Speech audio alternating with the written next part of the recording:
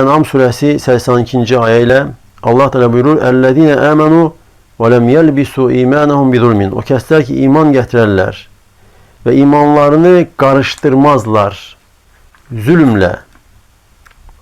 Onlar üçün əminamanlıq vardır və onlar da hidayət olunanlar.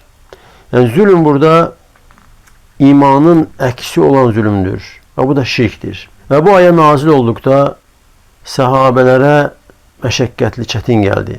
Və dedilər ki, bizdən hansımız özünə zülm etmir ki?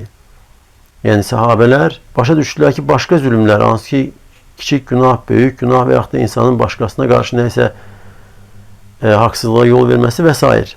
Və Allah Resulü sallallahu aleyhi ve sellem buyurdu ki, "Leysel emru kema tazunnun." İş sizin zənn etdiyiniz kimi değildir. "İnnemel muradu bihi eşşirk." Burada zülm deyəndə məqsəd, murad şirkdir.